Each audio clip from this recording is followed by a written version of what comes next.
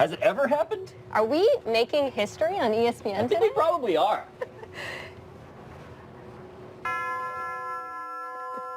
This is what history looks like.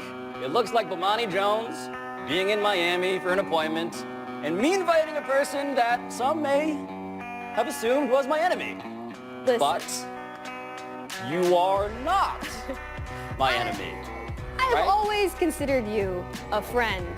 Rivals can also be friends. Wow, you were injecting combative, just bad locker room juju right from the start because I went to your wedding. You went to my wedding. This seems like a good segue to the fellow I want to talk about first. Please. His name is Kevin Durant. Shocking. The Warriors superstar talked to Bleacher Report for a new article titled, "Why Doesn't Anyone Want to Play with LeBron Anymore?" And Durant said, "So much hype comes from being around LeBron from other people. He has so many fanboys in the media. Even the beat writers just fawn over him. I'm like, we're playing basketball here, and it's not even about basketball at certain points. So I get why anyone wouldn't want to be in that environment because it's toxic. Sir, this is an Arby's." That was a very long quote from Kevin Durant. Does KD have a point, Pablo? He kind of does, Mina, because we are professionally incentivized to talk about LeBron a lot. No. We may be doing it right now. We are incentivized to stand for that man, some of us in our company. But here's the thing about what Kevin Durant is doing. He is sort of giving us, he's daring us to read between the lines because when he says people are fawning over LeBron, what he's really saying is that people aren't fawning over me, Kevin Durant. Why am I not beloved? And all we think about when we hear from KD, Mina, is what? We think of one thing. Burners. We think of the fact that he cannot say things under his own name, except now he is. And so am I being too harsh in grading him as such? This does feel a little bit like if you gave one of the burners a microphone, which is kind of a cute image, actually. Yes. It's in the context of a larger piece about the challenges of playing with LeBron, and his point is one that people have made for a while, and it's something that's been proven true in recent years. We look at guys like Paul George staying in Oklahoma City, Kawhi maybe not wanting to go to LA, Kyrie wanting to get out. Obviously, there are basketball challenges and benefits, but also challenges to being a star in LeBron James's orbit. Now, the media factor is an interesting twist, and I think there's some veracity there, right? Because the media does stand for LeBron, and if you're on LeBron's team and you lose, you're going to get blamed as a result. He's right, but he didn't say that. He could have been quite clear and succinct and said, hey, you're going to get criticized a little bit when you play with LeBron, but instead you get the fanboys, you get the paragraph-long quote from him when no one else will talk, and yes, that leads us to believe he's talking about himself. Yeah, he has things on his mind. He's like the friend that you invite out to dinner after a breakup, and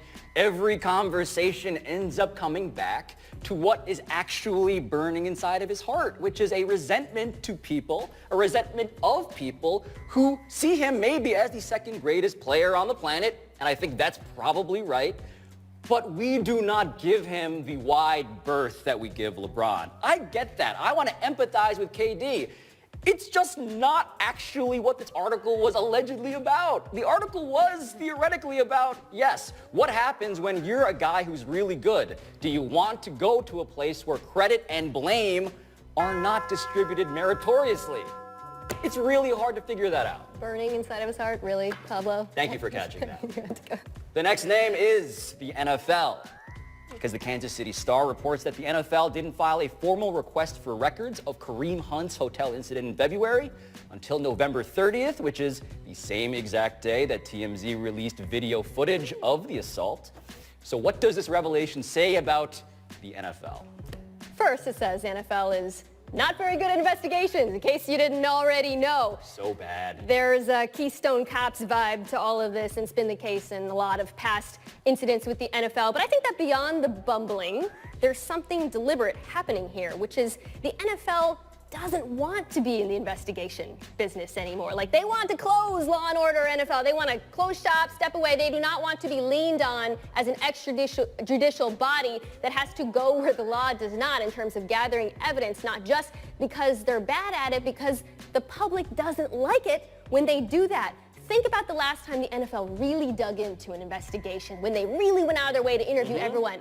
it was Ezekiel Elliott's case. That's right. And they ended up angering millions of Cowboys fans. Meanwhile, when they don't do enough, which seems to be the case here, we talk about it, we get upset, we say they should have filed a FOIA request, but then everyone moves on. To me, this is a cold-hearted business calculation in response to the public. Yeah, when we hear news like this, we basically end up playing the role of the NFL's very disappointed defense attorney. It's like, guys, if you wanted to cover your behinds, you could have just filed the paperwork. Have a paper trail that says, I tried, even if you didn't want to try. Because what the NFL is doing, to your point, is trying to gauge the public reaction. And the public is Goldilocks.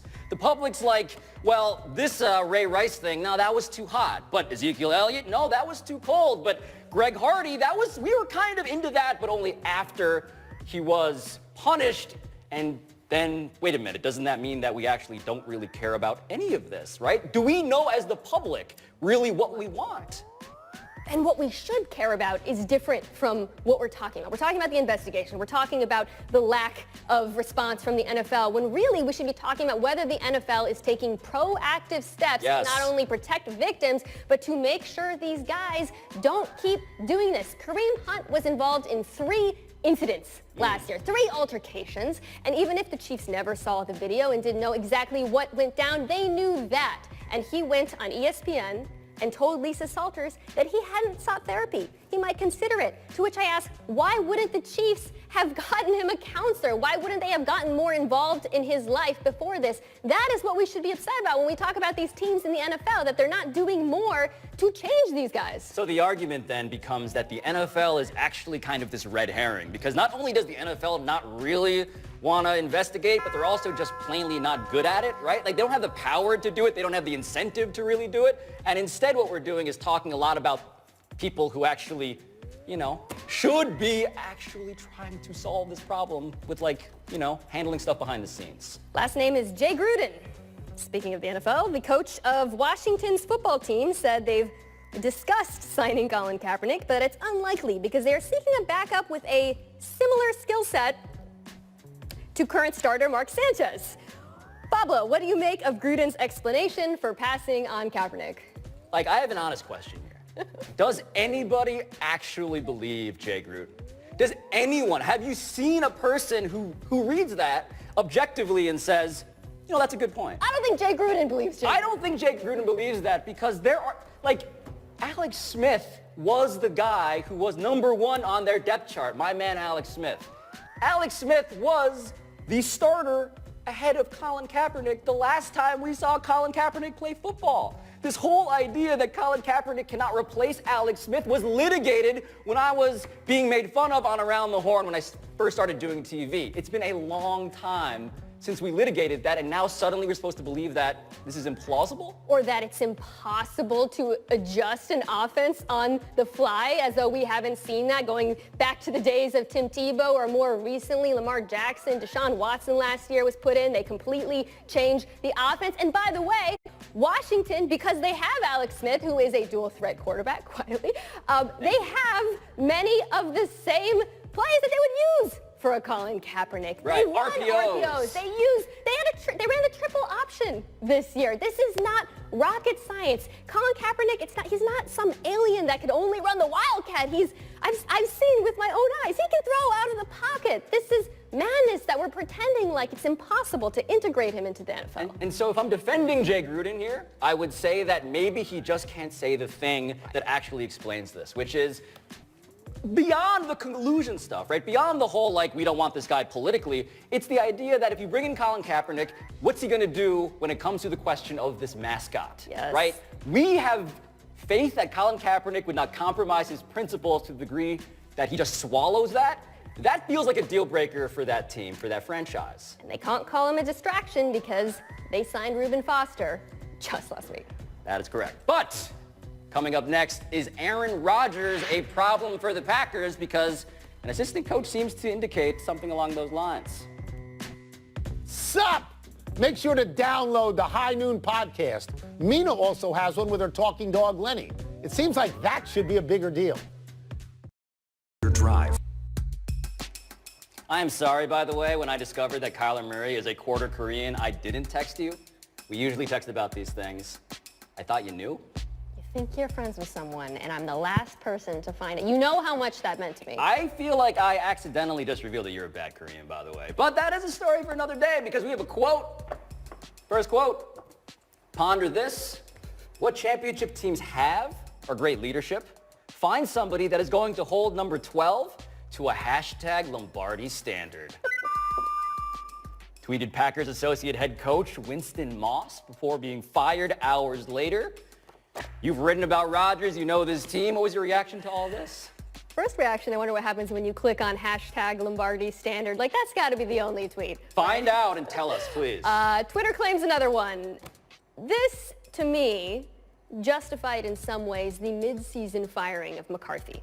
So it's been reported for a while that the relationship between the head coach and the quarterback was, let's say, strained. Now, after the firing, Rodgers came out and said, no, you guys have it all wrong. You don't really understand our relationship, which, fair, nobody does. But the fact that Moss, who was very close with McCarthy, came out and said this, calling out Aaron Rodgers specifically, suggests to me that a lot of the rumors might have had some truth to them. Is Winston Moss Mike McCarthy's boo? Is it fair to say that? Because I feel like that framework helps us understand this. Like, there is the interpersonal, no, I'm taking my guy's side, but there's also something more with the Lombardi standard stuff, right? The Packers consider themselves this shining city atop a frozen tundra. They're exceptional. They are a civic trust. They're not the normal football team. They want to do the thing that I think other great dynasties have done. You hold your star accountable, whether it's Tim Duncan on the Spurs or Tom Brady on the Patriots. It works. It makes you better, but the circumstance they're dealing with is the need to win over this man who's behind us, right? That's sort of the problem.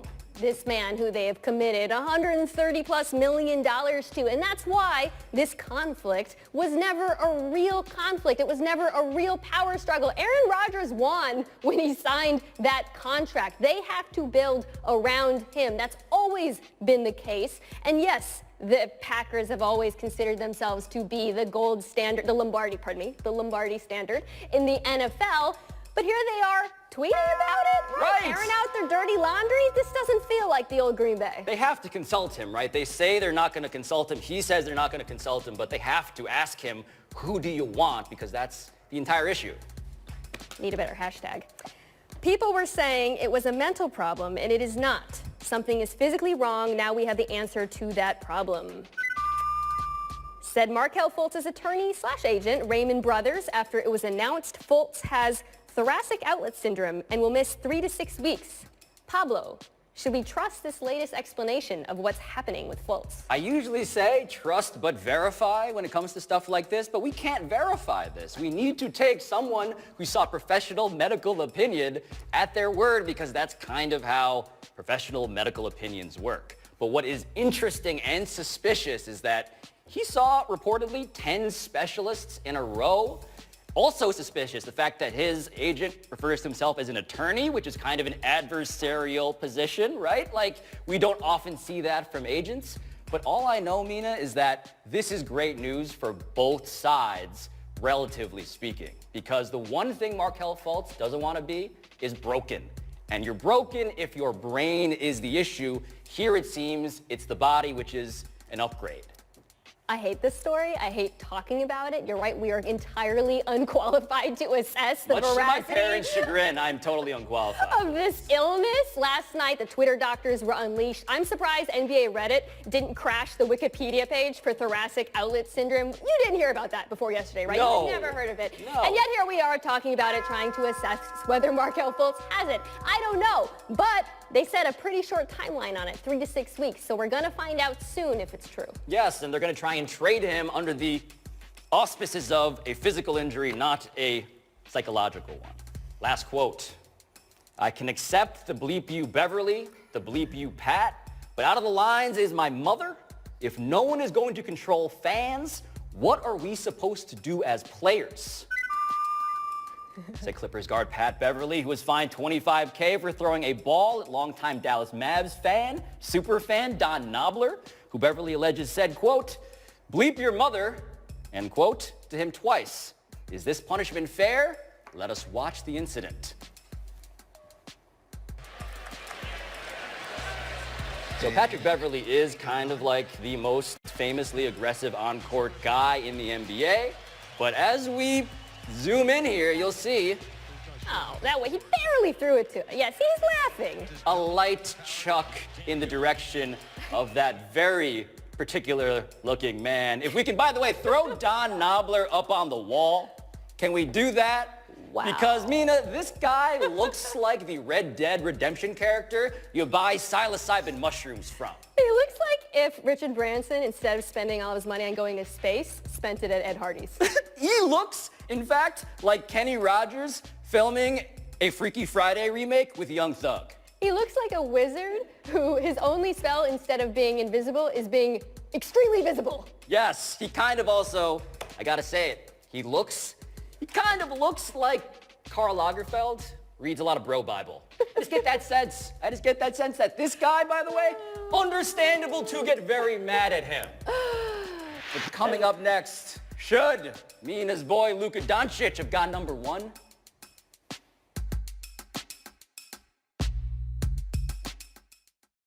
Dave & Buster's unlimited video gameplay and unlimited wings for... I feel is the problem with the Patrick Beverley system is the asymmetry. They can heckle them, the players can't do anything in response. That's Here's the how I problem. feel. Heckle away, but if you heckle, you agree to give the player the option of fighting you afterwards. Like after the game, you go to the tunnel and you actually fight him. Yes, Because there's we like a- watched some of the draft with Patrick Beverley here, and that is a guy that is like, no, I was afraid to say anything to him, and I said, in fact, nothing. Zero eye contact was made. Today's number, 21. That is how many games Luka Doncic has played so far. Have you seen enough to say that the man should have been the number one overall pick over DeAndre Ayton and Marvin Bagley? So this time last year, I was in Madrid, Spain, in a Hard Rock cafe, sitting across from a young Luka Doncic. What an expense report. Who was housing a giant plate of nachos with doble queso as he requested, and I thought to myself, this is the future of the NBA. You did. Now at the time, December, he was actually regarded as the number one draft pick amongst GMs and executives that I spoke with, and then the draft process kicked in. Teams got afraid, the words European bust was thrown around. So to answer your question, yes, I've always thought he should be the number one pick. He just wasn't for kind of silly reasons. Yeah, I'm glad you're on the show today for many reasons. One of them is that I am the Luka Doncic hipster, according to Bomani Jones. But you just blew my hipsterdom out of the water. And I do worry, though, that the doble queso was kind of an issue. Like, the idea that GMs have in their brain, or had until recently, is that the guy's a little thick. He's a little doughy, and I think what he's done is actually exploded some of the old conventions around what athleticism is, right? James Harden was a guy we also thought kind of thick. Manu Ginobili, a guy we thought kind of slow, but what he does in getting separation, creating his own shot, that is athleticism by any actual standard. This is why Kevin Durant hates us. The fact that we just use the word thick a bunch of times to describe NBA players. Absolutely. In closing, I would like to take you out to the town of Westford, Vermont, and show you how one resident sought to exact revenge against the town of Westford, Vermont. Let's watch. But people in town can tell you what they see when they drive by. It's a big middle finger, really high above the tree line. We went to the owner to find out. And so who is the statue intended for? It's intended for the people who run our town, who run the town of Westford. Ted Pelkey says it stems from a long-running dispute with the town over whether he can develop his property. And he believes members of the Town Development Review Board have a personal grudge against him. In my eyes, when somebody tells you they hate you, right up front, it's a hate crime. Well, I do have to push back on that part. I don't believe that is the textbook definition of a hate crime, but this man clearly, Mina, like, is there any greater monument to pettiness than this? And by the way, like the cinematography in that, they were showing the blurred out video like through the tree branches. That is art. This is all of the things that I enjoy on my own Instagram account, obviously, but also just generally from my local news. I want more of these stories about petty men getting revenge on people who denied them the right to, like, build their trucking thing somewhere. I don't even remember. Kind of lost the script there. Yeah, no. 3 Billboards needs a sequel about that guy. Yes, one giant middle finger. All right. Prompter. In closing, I'd like to introduce you to a Harvard professor who is on a crusade against French fries. Eric Ram, professor at the School of Public Health, called French fries a starch bomb and suggested that if you must indulge and order fries, consider limiting the portion size to 6. Pablo, I've heard on this show and many other ESPN platforms that you went to Harvard, often from you. Come get your mans. You are making me defend this man because this is sensitive, Mina. Not only did we get dinner last night and I ordered a burger with fries. I was thinking about that. Yeah, I bet you were. I have high cholesterol. I don't know if you know this about me. I don't know if America knows this about me, but I got my blood tested recently. Wow. I kind of have above average cholesterol. So this man that you say is clownish or whatever is kind of actually giving me news I can use. News you can use. Yeah. 6 fries. Maybe like 6 fries at a time. What do you dip your fry into? Mayonnaise? Ketchup. Because I'm a mayonnaise guy. And you wonder. Doesn't Korea why do you stuff have like high this? By the way, cholesterol. great job on being the first. Oh.